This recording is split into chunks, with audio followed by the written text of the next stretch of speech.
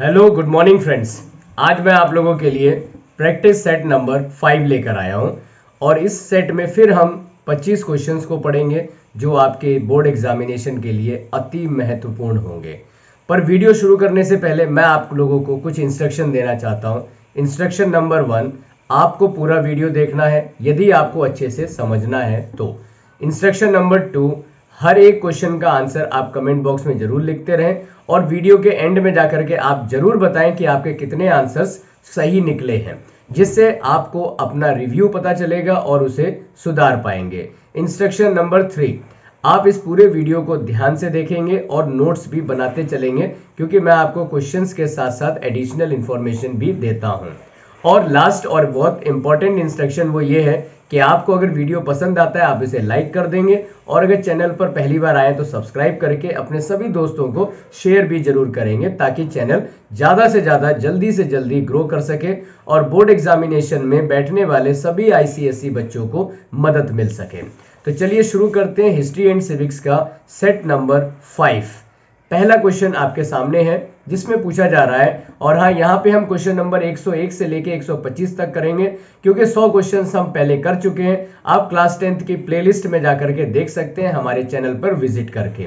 तो पहला क्वेश्चन आज के वीडियो का क्वेश्चन नंबर 101 पूछा जा रहा है इसमें कि which one of the following does not constitute the electoral college for electing the president, यानी प्रेसिडेंट के इलेक्शन में इनमें से कौन पार्टिसिपेट नहीं करता है। ऑप्शन में देखिए इसमें जो है नॉट पर जरूर ध्यान दीजिएगा, अदरवाइज कहीं ऐसा ना हो जल्दबाजी में आपका आंसर गलत हो जाए। तो पहला ऑप्शन क्या लिखा हुआ है इसमें, इलेक्टेड मेंबर्स ऑफ राज्यसभा। क्या elected members of Rajya Sabha participate करते हैं? जी हाँ करते तो हैं लेकिन अकेले नहीं।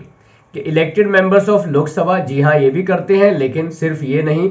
Elected members of legislative assembly, हाँ ये भी करते हैं लेकिन अकेले नहीं। और अगर हम बात करें elected members of legislative council, तो आपको बताना था इसमें कि कौन नहीं करते हैं। तो हमने बात की ये तीनों के तीनों लोग इसमें पार्टिसिपेट करते हैं या इन तीनों ग्रुप के लोग पार्टिसिपेट करते हैं। कौन नहीं करता है वो है ऑप्शन नंबर डी जिसमें लिखा हुआ है elected members of legislative council. ये प्रेसिडेंट के इलेक्शन में पार्टिसिपेट नहीं करते हैं। तो इसका जो करेक्ट आंसर है वो है ऑप्शन नंबर डी। अब देखिए मैं आपको एक बार फिर से इस यहाँ पे लिख के बता देता हूँ यहाँ पर जो है किस किस कैटेगरी के लोग पार्टिसिपेट करते हैं। तो पहले देखिए इलेक्टेड वर्ड इसमें बहुत इंपॉर्टेंट है क्योंकि दूसरी कैटेगरी होती है नॉमिनेटेड, उनको इसमें परमिशन नहीं दी जाती है। तो इलेक्टेड मेंबर्स ऑफ लोकसभा, फिर उसके बाद राज्यसभा और इसके साथ साथ सारी की सारी लेजिस्लेटिव असेंबलीज और इसके साथ साथ यूनियन टेरिटरी में भी, यानी कि यूटी में कौन सी हैं? 2 यूटी हैं। एक है नंबर 1 जिसे हम बोलते हैं दिल्ली और दूसरी यूटी है पुदुचेरी। इन 2 यूटी के भी जो है लेजिस्लेटिव मेंबर इसमें पार्टिसिपेट करते हैं। ऐसे करके क्वेश्चन को जो है बिल्कुल उसका पोस्टमार्टम करके अगर आप पढ़ेंगे ना कभी कहीं गलती नहीं होने वाली है। तो ऑप्शन डी क्वेश्चन नंबर 1 का करेक्ट आंसर है। अब आपके पास जो है क्वेश्चन नंबर 102 है। क्वेश्चन में पूछा जा रहा है कि which of the following appointment is not made by the president of India.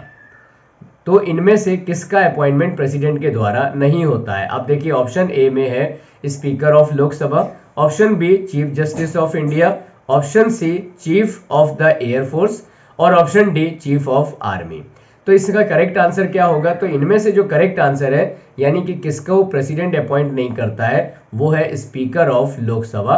बाकी चीफ जस्टिस ऑफ इंडिया इसे कौन अपॉइंट करता है? President. Chief of air force, chief of army, chief of navy, इन सबको कौन अपॉइंट करता है? प्रेसिडेंट। ऐसे सभी बड़े अपॉइंटमेंट प्रेसिडेंट के द्वारा किए जाते हैं। इसका option number A correct answer है। अब हम बात कर लेते हैं तो स्पीकर आता कैसे है। तो देखिए होता क्या है, जब भी कभी नई असेंबली गठित होती है यानी कि न्यू लोकसभा बनती है, तो न्यू लोकसभा बनी और न्यू लोकसभा के बनने पर पुराना स्पीकर जो है वो चला जाता है, यानी उसका टेन्योर पीरियड वहीं पर ही खत्म हो जाता है जैसे ही नई लोकसभा आती है। तो यहाँ पर बनाया जाता है एक प्रोटेम स्पीकर। प्रोटेम स्पीकर जो होता है वो किसी को भी बनाया जा सकता है। कोशिश की जाती है जो सबसे सीनियर मोस्ट व्यक्ति हो उसको बना दिया जाए, और ये केवल टेम्परेरी पर्पस पे होता है। इसका एक ही फंक्शन होता है, और वो फंक्शन क्या है? वो फंक्शन है to conduct the election of the speaker, to conduct the election of the speaker. अब स्पीकर के इलेक्शन में कौन पार्टिसिपेट करते हैं? तो इट इज पार्टिसिपेटेड बाय, कौन पार्टिसिपेट करते हैं? तो participated by all members of Lok Sabha, all members of Lok Sabha ये पार्टिसिपेट करेंगे। अगर हम लोकसभा के स्पीकर की बात कर रहे हैं, विधानसभा की करेंगे तो वहां की बात होगी, ठीक है। तो ऑल मेंबर्स ऑफ लोकसभा, और फिर उसके बाद जो है वोटिंग होती है, और मेजॉरिटी वोट के अकॉर्डिंग जो है डिसाइड हो जाता है कि कौन स्पीकर बनेगा, यानी कि person who receives the majority of vote that person will be the new speaker of the Lok Sabha, ठीक है। ऐसे आपको हर एक क्वेश्चन को बड़े अच्छे से समझना होगा, तब जाके क्लैरिटी आएगी। अगला क्वेश्चन तो बहुत बड़ा क्वेश्चन है, और आपको मेरी तरफ नहीं देखना है, अब आपको स्क्रीन की तरफ देखना है, क्योंकि स्क्रीन में आपको सब कुछ साफ साफ लिखा हुआ दिख रहा है, ठीक है। और मैं आपको यहाँ पर साथ साथ समझा रहा हूँ। तो और देखिए, आपको बता दें, किसी बच्चे ने पूछा सर सिटी टॉपर जो है अच्छा क्यों है, तो उस पर एक कमेंट में आता है लिखा हुआ कि सिटी टॉपर जो है सबसे अच्छा यूट्यूब चैनल इसलिए भी है, हालांकि बहुत बड़ा चैनल नहीं है, लेकिन मैंने कमेंट पढ़ा, मुझे बड़ा अच्छा लगा, और मैंने उस बच्चे को थैंक यू भी लिखा इसके लिए कि उसने कहा, या उसने इस तरह से लिखते हुए कहा कि सिटी टॉपर इसलिए बेस्ट है क्योंकि यहाँ पे बिना समय बर्बाद किए, बिना इधर उधर की बातें किए हुए आपको सीधे पढ़ाया जाता है। इंपॉर्टेंट रेलिवेंट क्वेश्चंस लेकर आते हैं। सबसे इंपॉर्टेंट चीज यही है कि रेलिवेंट क्वेश्चंस आपको यहाँ पर मिलते हैं। मुझे बड़ा अच्छा लगा, और भी अच्छा लगेगा यदि आप लोग भी जो है अगर हमें जो है प्रेस करेंगे, आप इसे प्रमोट करेंगे चैनल को, रियली बहुत अच्छा लगेगा, क्योंकि हमारी पूरी मेहनत आपके लिए है, ठीक है। तो देखते हैं अगले क्वेश्चन पे क्या पूछा जा रहा है। तो क्वेश्चन है which of the following powers, important words को अंडरलाइन करते जाइए, मैं हर क्वेश्चन में अंडरलाइन करता हूं, आपको भी ये सीखना है। तो विच of the following power not enjoyed, not को जरूर ध्यान दीजिएगा, not enjoyed bye the president of India in the event of emergency proclaimed under article 352, ठीक है। तो आर्टिकल 352 के तहत जो इमरजेंसी यहाँ पे प्रोक्लेम की जाती है, उसके अकॉर्डिंग जो है कौन सी एक पावर इंजॉय नहीं की जाती है। तो अब आप ऑप्शन में देखिए, ऑप्शन बड़े बड़े हैं, ध्यान से देखिएगा। पहला ऑप्शन है he can suspend the enforcement of fundamental right, यानी कि प्रेसिडेंट जो है यहाँ पर फंडामेंटल राइट्स को सस्पेंड कर सकता है। क्या ऐसा है? मुझे लगता है ऐसा है। अगले ऑप्शन पे चलते हैं, सारे ऑप्शन पढ़ के पहले देखने पड़ेंगे, फिर आपको बताना है कौन सा नहीं है। तो देखिए बी ऑप्शन है he is authorised to direct any state to exercise its executive power in particular manner. अब आप ये समझ गए आर्टिकल 352 का मतलब क्या है। आर्टिकल 352 का मतलब ये है नेशनल इमरजेंसी। सबसे पहले देखिए, ये भी आपको पता होना चाहिए, ये है नेशनल इमरजेंसी, ठीक है, नेशनल इमरजेंसी।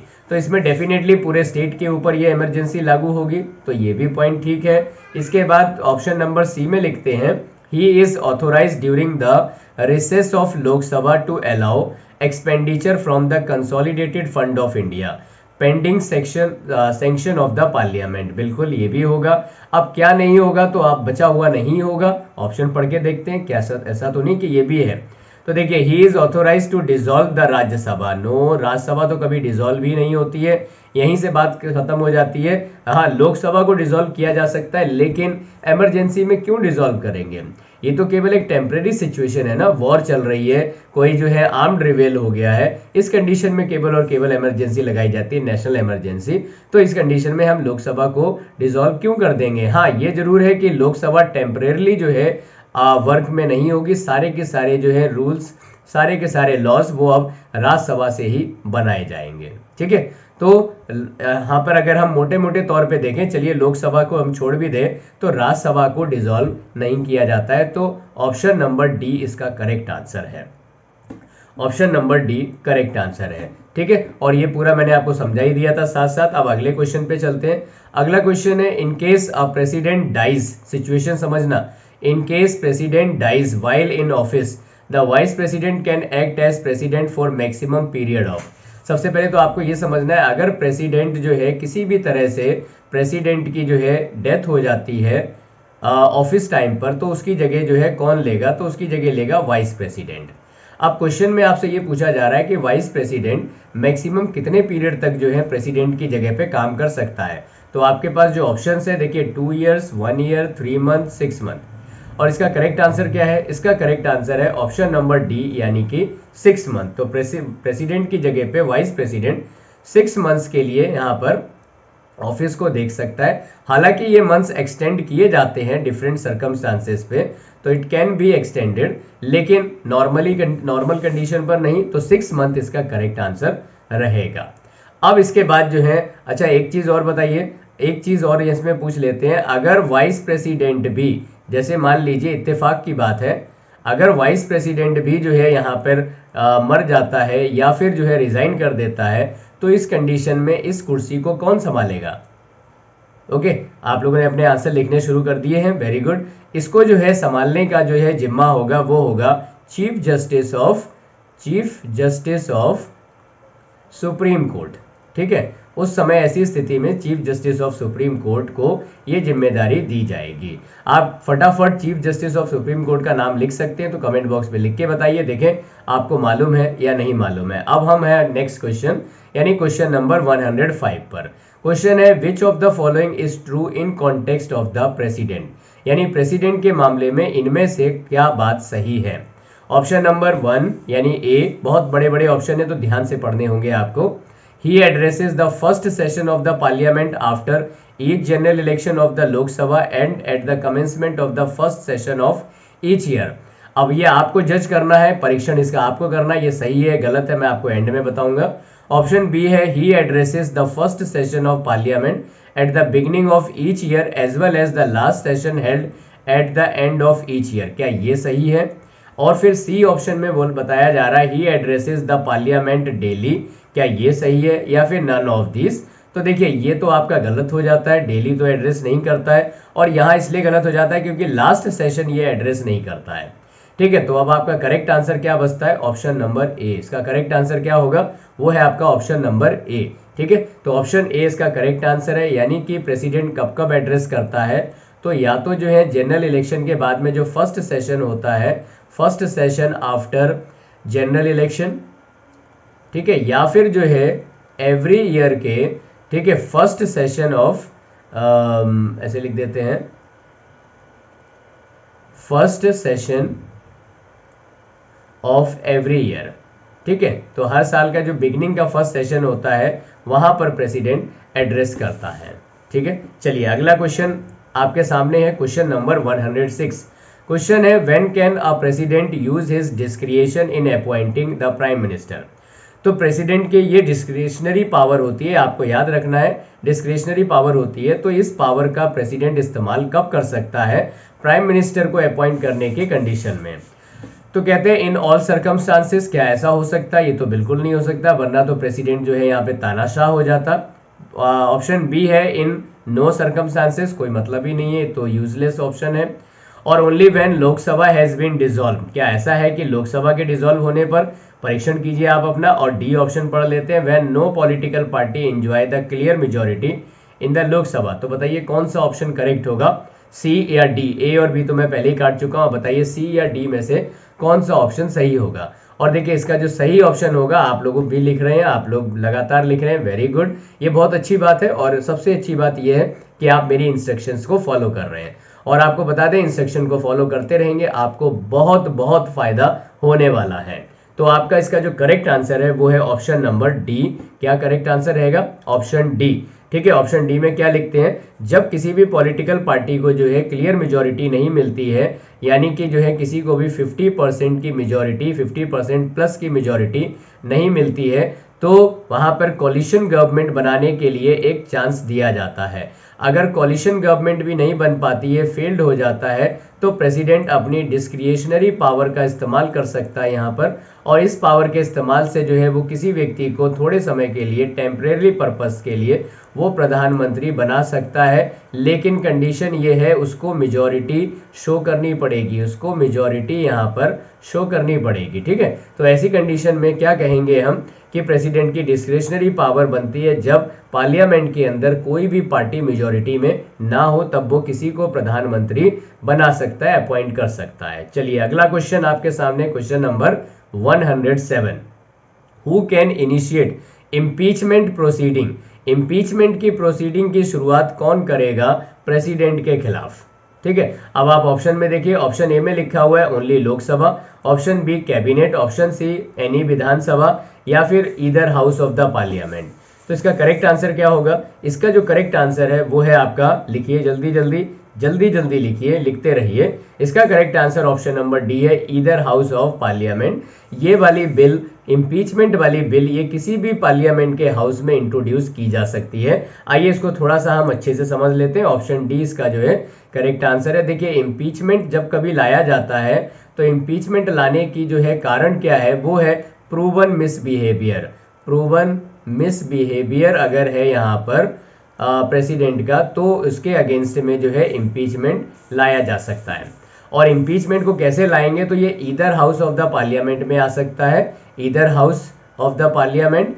और मान लेते हैं कि पहले लोकसभा में आता है ये, लोकसभा में, तो लोकसभा में लाने के लिए क्या करना पड़ेगा कि लोकसभा की जो है 1/4 मेंबर, 1/4 मेंबर जो है वो इस बात के लिए राजी होने चाहिए, तभी इम्पीचमेंट इंट्रोड्यूस होगा। और उसके साथ साथ जो है इनके साइन करने के बाद में एक प्रियोर नोटिस जाएगा किसके पास में, प्रेसिडेंट के पास में। किसके पास में जाएगा?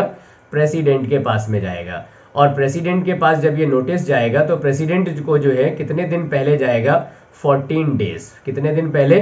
14 डेज। बोलते रहिए, लिखते रहिए, जैसे मैं आपको लिख लिख के बता रहा हूँ ऐसे आप भी लिखते रहिए। आप देखेंगे पढ़ने में मजा आ जाएगा और मुझे पढ़ाने में मजा आ जाएगा। अब अगला क्वेश्चन आपके लिए, क्वेश्चन नंबर 108 पूछा जा रहा है इसमें, under whose advice the president of India declares emergency under article 352। ठीक है, 352 आर्टिकल, यानी कि अभी आपको बताया था ये कौन सी इमरजेंसी है, ये है नेशनल इमरजेंसी। ये है नेशनल इमरजेंसी। और ये नेशनल इमरजेंसी जो है कब लगती है, स्पेलिंग सही कर दें, नेशनल इमरजेंसी ये कब लगती है? जब आर्म्ड रिवेलियन हो जाए विद इन कंट्री, या हमारा देश जो है किसी और देश के साथ वॉर में इन्वॉल्व हो, तब नेशनल इमरजेंसी लागू की जाती है प्रेसिडेंट के द्वारा। पर क्वेश्चन में क्या पूछा जा रहा है? क्वेश्चन में पूछा जा रहा है कि ये इमरजेंसी जो है किसके कहने पर लागू होती है। तो ऑप्शन में देखिए, council of minister, cabinet, chief minister of all states, या फिर प्राइम मिनिस्टर। और इसका जो करेक्ट आंसर रहेगा ना, आप कंफ्यूज मत होइएगा, डेफिनेटली यहाँ कंफ्यूज हो रहे होंगे, ऑप्शन नंबर बी इसका करेक्ट आंसर है, यानी कि कैबिनेट। अब आप सोचेंगे सर प्रधानमंत्री क्यों नहीं, तो आपको बताते हैं प्रधानमंत्री इसका करेक्ट आंसर होगा। अकेले बोलना, भले ही प्रधानमंत्री जो है वो इसका कैप्टन होता है, कैबिनेट का जो कैप्टन है, लीडर है, वो कौन है? प्रधानमंत्री है, लेकिन अकेले प्रधानमंत्री नहीं, इसका आंसर रहेगा कंबाइंड कैबिनेट। तब जाकर के रिटर्न में देना पड़ेगा, तब जाकर के प्रेसिडेंट यहाँ पर इमरजेंसी को इम्प्लीमेंट करेगा। तो आई होप ये आपको आंसर क्लियर होगा। ऑप्शन बी इसका करेक्ट आंसर है।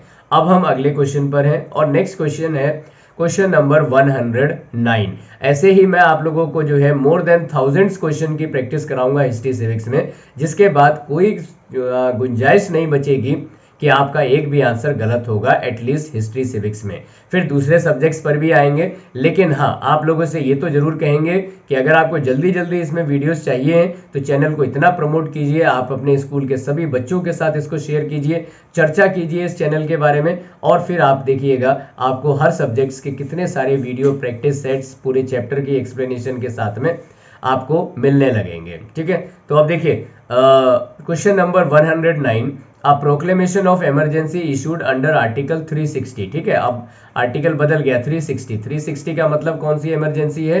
ये है फाइनेंशियल इमरजेंसी। कौन सी इमरजेंसी है ये है फाइनेंशियल इमरजेंसी। ठीक है, याद रहेगा कौन सी emergency? Financial emergency.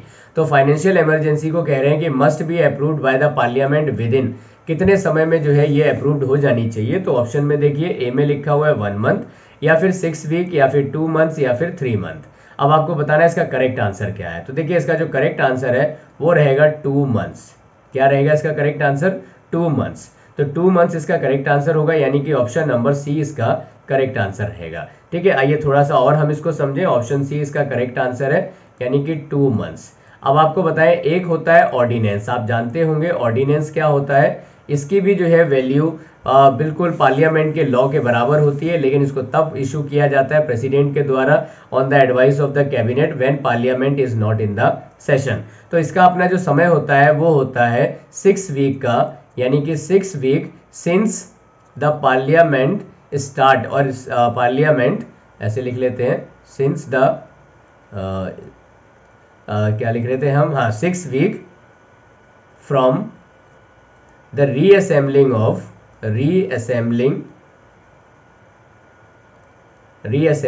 Of parliament. ठीक है, यहां से अब जब हम बात करेंगे यहाँ पे नेशनल इमरजेंसी की, तो दूसरी जो है कंडीशन है नेशनल इमरजेंसी। अब देखिए आपको सब कुछ बताएंगे ताकि आपके पास कुछ भी रह ना जाए। नेशनल इमरजेंसी का आर्टिकल है 352 और इसके लिए जो समय दिया जाता है वो दिया जाता है 1 मंथ का। ठीक है, इसके बाद हम बात करेंगे फेलियर ऑफ कॉन्स्टिट्यूशनल मशीनरी। तो मैं थोड़ा सा शॉर्ट में लिख देता हूँ, कॉन्स्टिट्यूशनल मशीनरी आप समझ जाएंगे। तो इस मुद्दे पे जब लगता है तो ये जो है कहाँ लगता है, स्टेट में। इसका जो आर्टिकल होता है वो 356 होता है और ये 2 मंथ्स के लिए होता है। ठीक है, अब जो तीसरी है वो है हमारी फाइनेंशियल इमरजेंसी, जो हमारा क्वेश्चन ही है फाइनेंशियल इमरजेंसी, और इसका जो आर्टिकल होता है वो होता है कौन सा, इसका जो आर्टिकल होता है वो होता है 360 और इसके लिए भी 2 मंथ्स का समय है, 2 मंथ्स का। इसलिए जो है ऑप्शन नंबर सी 2 मंथ्स इसका करेक्ट आंसर है। देखिए एक क्वेश्चन ऐसी एक्सप्लेनेशन। अगले क्वेश्चन पे चलते हैं और वो भी आपका बिना समय बर्बाद किए, बहुत जल्दी जल्दी आपको सब एक्सप्लेनेशन दे रहे हैं। अगला क्वेश्चन है which is true regarding the president of India. इनमें से कौन सी बात प्रेसिडेंट ऑफ इंडिया को लेकर के बिल्कुल सही है। He is the chief executive, क्या president of India chief executive होते हैं। He is the supreme commander of armed forces, क्या होते हैं ये। He is titular head of the state, क्या ऐसा होता है। या he is part of union legislature, क्या ये होता है। बताइए इसमें से करेक्ट आंसर क्या है। अब आप इसमें से एक से ज्यादा ऑप्शन भी सिलेक्ट कर सकते हैं। ऑप्शन का मतलब ये नहीं है कि ABCD, एक से ज्यादा भी आपके कंटेंट इसमें सही हो सकते हैं। तो यहाँ पर अगर हम बात करें तो ये चारों ही सही हैं। ठीक है, चारों ही सही है, यानी ऑप्शन नंबर डी इसका करेक्ट होगा। 1, 2, 3 एंड 4 कैसे, देखिए chief executive of Indian union कौन होते हैं, प्रेसिडेंट होते हैं। आर्म्ड फोर्सेस तीनों विंग के सुपर कमांडर कौन होते हैं, प्रेसिडेंट होते हैं। मिलिट्री पावर में हमने पढ़ा है प्रेसिडेंट की। और टाइटुलर हेड होते हैं क्योंकि इनके पास कोई पावर नहीं होती है, इनको हम बोलते हैं नॉमिनल हेड। हमारे देश के जो प्रेसिडेंट है वो नॉमिनल हेड है, इनके पास कोई रियल पावर नहीं होती है। और यूनियन लेजिस्लेचर के पार्ट होते हैं डेफिनेटली जब वन हाउस यहाँ पर जो है कोई बिल पास करेगा हाउस 1 और फिर वो पास होगी बिल हाउस 2 में। ठीक है, हाउस 2 में पास होने के बाद फिर फर्दर वो बिल जाएगी प्रेसिडेंट के पास में। तो विदाउट प्रेसिडेंट की प्रियोर परमिशन के वो बिल लॉ नहीं बन सकती। तो ये यूनियन लेजिस्लेचर के हिस्सा हुआ कि नहीं हुआ, हुआ ना, वेरी गुड, हो गया। चलिए तो ऑप्शन डी इसका करेक्ट आंसर है। अब हम चल रहे हैं अगले क्वेश्चन के ऊपर। अगला क्वेश्चन है आपके लिए 111 क्वेश्चन देखिए, the president of India is elected by the electoral college comprising of. अभी एक क्वेश्चन में मैंने आपको बताया था, तो इलेक्टोरल कॉलेज में कौन कौन शामिल होते हैं आपको बताना है। तो देखिए elected member of both the houses of parliament and state legislative assembly, क्या ये शामिल होते हैं। फिर देखिए elected members of both the house of parliament, क्या ये शामिल होते हैं। फिर है elected members of state legislative assembly, क्या ये शामिल होते हैं। और फिर चौथा है elected members of Lok Sabha and the state legislative assembly, क्या ये शामिल होते हैं। तो इनके हिसाब से जो है अगर आप देखेंगे तो फर्स्ट ऑप्शन में आपको क्या दिखता है, elected members of both house of parliament and state legislative assembly. ठीक है, तो इसके हिसाब से जो है फोर्थ ऑप्शन अगर हम देखें तो इलेक्टेड मेंबर ऑफ लोकसभा, चलिए ये तो गलत हो गया, केवल लोकसभा लिखा हुआ है। स्टेट लेजिस्लेटिव असेंबली केवल, ये भी सही नहीं है। केवल बोथ द हाउस से भी सही नहीं है। तो ऑप्शन नंबर ए यहाँ पे सही आंसर है। लेकिन इसके साथ जो है यूनियन टेरिटरी भी 2 जोड़ दीजिए, वो कौन कौन सी है, दिल्ली एंड पुदुचेरी। तो यहाँ से भी जो है इलेक्टेड मेंबर्स को मौका मिलता है प्रेसिडेंट के इलेक्शन में पार्टिसिपेट करने का, केवल 2 यूनियन टेरिटरी, क्योंकि इन्हीं 2 यूनियन टेरिटरी में जो है विधानसभा बनी हुई है इसलिए। ठीक है, तो ऑप्शन ए इसका जो है करेक्ट आंसर रहेगा। अब हम हैं अगले क्वेश्चन पर। अगला क्वेश्चन है 112। इसमें हम देखेंगे the president can proclaim a state emergency in case of. तो प्रेसिडेंट स्टेट इमरजेंसी इनमें से किस कंडीशन में प्रोक्लेम कर सकता है। अब आप ऑप्शन देखिए, आपको याद हो गए होंगे, इतना ज़्यादा आपको पढ़ा दिया है ना, तो ये क्वेश्चन तो आपके लिए बिल्कुल हलवा जैसे क्वेश्चंस हो गए हैं। अगर बहुत ही अच्छे क्वेश्चंस लग रहे हैं आपको, बहुत मजा आ रहा है इसको करने में, आपका कॉन्फिडेंस बढ़ रहा है, तो एक बार जो है लाइक कर दीजिए वीडियो को, और पूरे चैनल पे जाकर के समय समय पे विजिट करके सारे वीडियोस को जो है लाइक कीजिए, देखते रहिए और पढ़ते रहिए, सीखते रहिए, मस्त रहिए, इंजॉय करिए, ठीक है। और इंजॉय करते हुए पढ़ते हैं हम लोग। ऑप्शन ए में लिखा हुआ है एक्सटर्नल एग्रेशन और internal disturbances threatening the security of the country, ठीक है। क्या ये रीजन हो सकता है स्टेट इमरजेंसी का? इसके बाद देखिए फेलियर ऑफ कॉन्स्टिट्यूशनल मशीनरी, क्या ये रीजन हो सकता है? इसकी तो नाम ही आ गया बिल्कुल वैसा का वैसा ही सेम। और फिर है threat to financial stability of the country, क्या ये हो सकता है? या फिर ऑल ऑफ द अबव।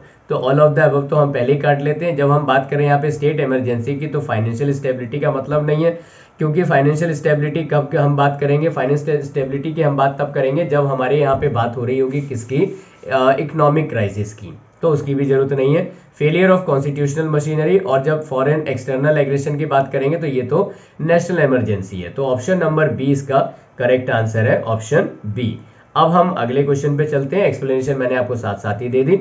अब देखिए, the minimum age required for becoming the prime minister of India. पहले तो आपको मैं बता दूं कि प्राइम मिनिस्टर के जो है प्राइम मिनिस्टर बनने के लिए कोई भी एज का प्रावधान नहीं दिया गया है, ठीक है। So age is not considered, age की यहाँ पे कोई जरूरत नहीं है, पर हाँ हम इसे इनडायरेक्टली समझ सकते हैं। कैसे? क्योंकि अगर किसी को लोकसभा का सदस्य बनना है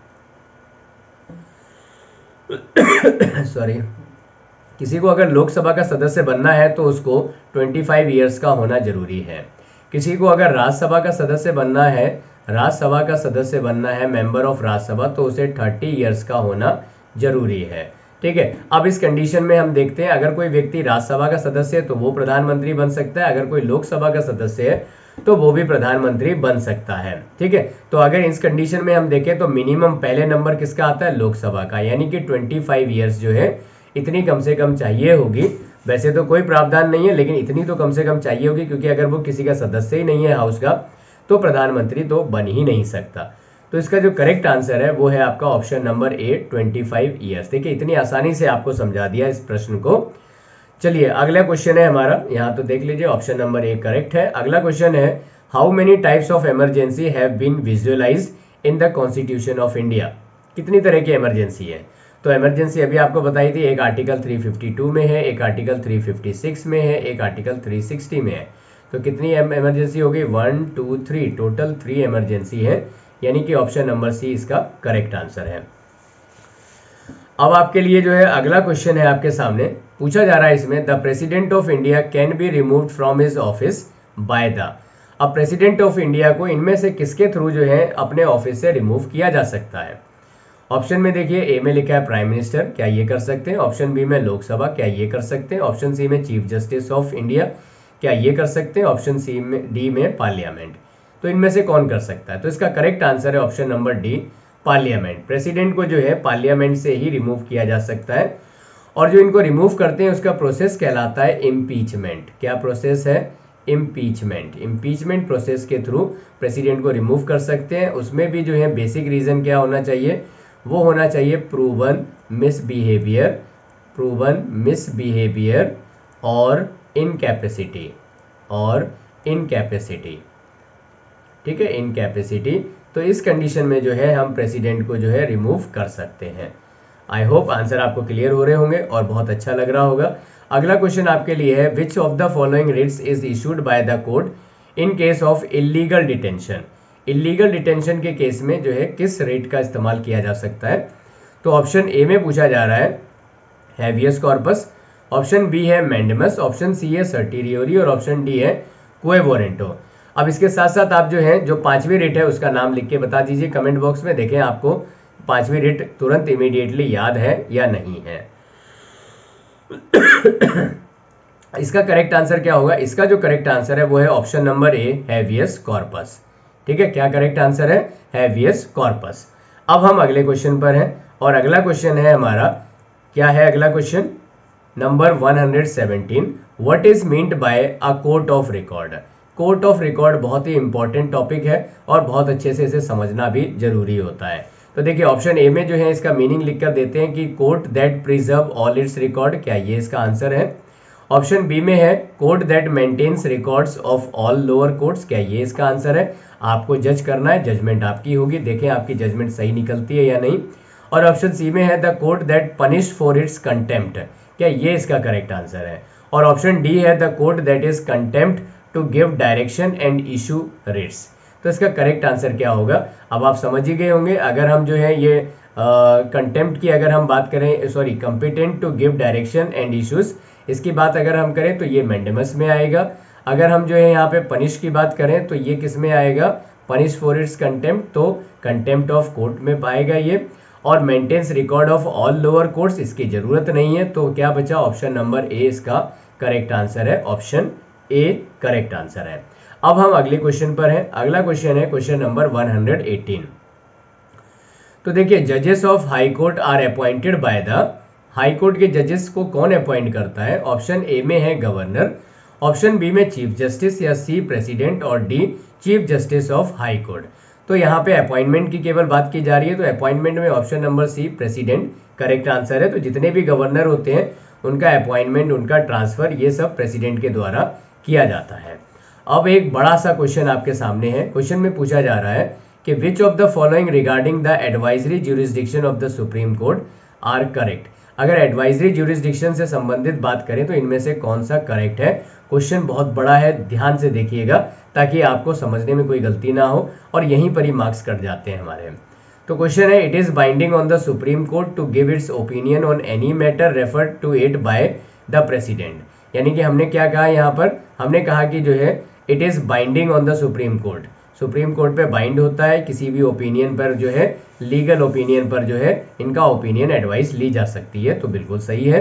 देन आप भी अपना परीक्षण करते रहिए, केवल मेरे कहने पे मत रहिए, देखें आपका आंसर कितना सही निकलता है।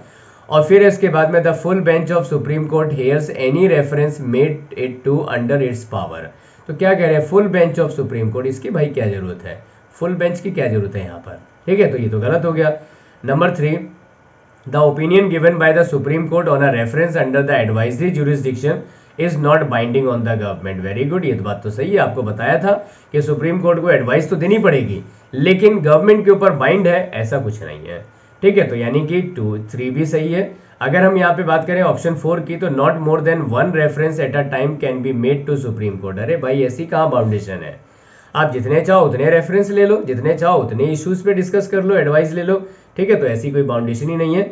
यानी कि इसका जो है फर्स्ट और थर्ड सही है। इस हिसाब से आपका कौन सा ऑप्शन सही निकलेगा, तो 1 और 3 वाला बी ऑप्शन आपका सही निकल रहा है, ठीक है। ऐसे क्वेश्चंस बहुत इंपॉर्टेंट आपके लिए हो सकते हैं, तो इसमें तो बी सही है। लेकिन आप जानिए अगर आपके पास ऐसा क्वेश्चन आया तो इतने लंबे लंबे सेंटेंस पढ़ने के बाद में समझ पाएंगे, बहुत जरूरी है इसको समझना। अब हम अगले क्वेश्चन पर हैं। क्वेश्चन है number 120। The age of retirement of जजेस ऑफ हाई कोर्ट इन कितनी होती है। आप फटाफट जरा अपने कमेंट बॉक्स में सुप्रीम कोर्ट की और लिख दीजिए, सुप्रीम कोर्ट के जज की एज रिटायरमेंट कितनी होती है। तब तक हम इस आंसर पे बात करते हैं। तो इसका option A 62, option B 65, option C 58 और ऑप्शन डी 60 ईयर्स। इसका करेक्ट आंसर क्या होगा, तो हाई कोर्ट के जज 62 ईयर्स पर रिटायर्ड हो जाते हैं। इसका option number A correct answer है, ऑप्शन ए इसका करेक्ट आंसर है 62 ईयर्स। अगला क्वेश्चन है आपके लिए कि judicial review signifies that the supreme court, judicial review इसमें से क्या सिग्निफाई करता है। तो पहला है final authority over all cases, क्या ऐसा है। कैन इम्पीच द प्रेसिडेंट, ये तो कोई मतलब ही नहीं है, वो तो पार्लियामेंट से होता है ना। Very good. Can review cases decided by the high court, क्या हाई कोर्ट के केसेस को डिसाइड करता है जुडिशियल रिव्यू में। या फिर can declare state law as unconstitutional, अरे यही तो हम पकड़ना चाह रहे थे, अनकॉन्स्टिट्यूशनल यानी कि नल, वाइड या फिर अल्ट्रा वायर, ठीक है। तो ये जो है दो चीजें आप इसमें यूज कर सकते हैं, यानी कि ऑप्शन नंबर डी इसका करेक्ट आंसर है, किसी भी लॉ को ये अनकॉन्स्टिट्यूशनल डिक्लेयर कर सकते हैं। अगला क्वेश्चन है आपके लिए, which one of the following comes under the jurisdiction of both the high court and the supreme court. तो इसके लिए आपके पास ऑप्शन है, option number A dispute between the centre and the states, ठीक है। तो आपसे क्या पूछ रहे हैं कि ऐसा कौन सा केस है जो हाई कोर्ट और सुप्रीम कोर्ट दोनों के ज्यूरिसडिक्शन में आता हो। तो आपके पास ऑप्शन में बता रहे हैं क्या स्टेट और सेंटर के, हो ही नहीं सकता दोनों के में, क्योंकि केवल सुप्रीम कोर्ट के पास है। डिस्प्यूट बिटवीन स्टेट, ये भी नहीं हो सकता दोनों में, ये भी केवल सुप्रीम कोर्ट के पास है। प्रोटेक्शन ऑफ फंडामेंटल राइट्स, इसका आप परीक्षण कीजिए क्या ये हो सकता है। And dispute between centre and union territory, ये भी नहीं हो सकता, क्योंकि ये भी सुप्रीम कोर्ट के पास है। तो इसका करेक्ट आंसर क्या होगा? Option number C, protection of fundamental rights, यह आपका सही आंसर है। और अगला क्वेश्चन आपके सामने है, क्वेश्चन नंबर 123। तो under the writ of mandamus, mandamus के अकॉर्डिंग इनमें से कौन सी बातें सही है? ऑप्शन ए है ask the person to be produced, या फिर ऑप्शन बी है ask to let a person free for a temporary period, या फिर option number C order to transfer the case from the court, या फिर option number D direct the government to do और not to do a thing. ठीक है, तो आपको बताना है इसमें से क्या सही हो सकता है। तो इसमें से आप देखेंगे तो कमांड, मैंडेमस मीन्स ही टू कमांड होता है, यानी direct the government to do और नॉट टू डू। तो ऑप्शन नंबर डी इसका जो है करेक्ट आंसर है। अब हम अगले क्वेश्चन पर है और हमारा अगला इंपॉर्टेंट क्वेश्चन है कि द जज of supreme court can be removed from office by the, कैसे उसको रिमूव कर सकते हैं जज को सुप्रीम कोर्ट के? क्या प्रेसिडेंट कर सकता है, क्या प्राइम मिनिस्टर के द्वारा, क्या president on request of parliament, या चीफ जस्टिस ऑफ इंडिया? तो अगर इसके आंसर में सिर्फ पार्लियामेंट लिखा होता तो भी ये सही था। अब बता रहे प्रेसिडेंट रिमूव करेगा but on the advice of the parliament, तो ऑप्शन नंबर सी इसका करेक्ट आंसर रहेगा, क्योंकि पार्लियामेंट के दोनों हाउसेज से जब ये पास होगा तभी जो है रिमूव किया जा सकता है। अब क्वेश्चन नंबर 125 है आपके लिए, लास्ट क्वेश्चन है आज के वीडियो का। और वीडियो पसंद आ रहा हो ना तो लाइक जरूर कीजिएगा और इसे अपने सभी दोस्तों को शेयर कीजिएगा। क्यों? क्योंकि हम आप ही पर निर्भर हैं, हम आप ही पे डिपेंडेंट हैं, क्योंकि आप ही वो लोग हैं जो इन वीडियो को दूर दूर तक अलग अलग बच्चों तक अलग अलग स्कूल में पहुंचाएंगे। तो इसका ऑप्शन ए में लिखा हुआ है हाई कोर्ट, ऑप्शन बी है, मीन्स पहले क्वेश्चन पढ़ लेते हैं, which is the highest court of appeal in India, यानी क्या पूछ रहे हैं? Apex court. सॉरी, थोड़ी सी खांसी है, वो ठीक नहीं हुई है तो हो जाता है, ठीक है, माइंड मत कीजिएगा इसे। तो high court, option number B है parliament, option C supreme court और ऑप्शन डी प्रेसिडेंट। तो इसका करेक्ट आंसर क्या होगा? इसका जो करेक्ट आंसर है वो है आपका क्या पूछे थे? Highest court. Very simple, option C supreme court. ठीक है, तो ऑप्शन सी इसका करेक्ट आंसर है सुप्रीम कोर्ट। तो देखिए इस तरह से अगर आप पढ़ेंगे तो आपको ऐसे ऐसे क्वेश्चंस इस तरह से पढ़ने को मिलेंगे विद फुल एक्सप्लेनेशन। ठीक है, तो ऐसे आपको 25-25 क्वेश्चंस के छोटे छोटे वीडियो दे रहे हैं। यहाँ तक आपके पास 125 क्वेश्चन हो गए, 1000 तक क्वेश्चंस आपको मिलेंगे। इसके बाद कोई क्वेश्चन ऐसा नहीं होगा जो आपको आता नहीं होगा। तो द सिटी टॉपर परिवार के सदस्य बनने के लिए आपका बहुत बहुत शुक्रिया, और इसी तरह से आप पढ़ते रहिए, खुश रहिए, मस्त रहिए, पढ़ाते रहिए, क्योंकि शिक्षा वह धन है जिसे जितना बांटोगे उतना बढ़ता जाएगा। So do not stop spreading education to all your friends, keep spreading so that you will learn more than all of your friends. So thank you very much for watching this video. Bye everyone.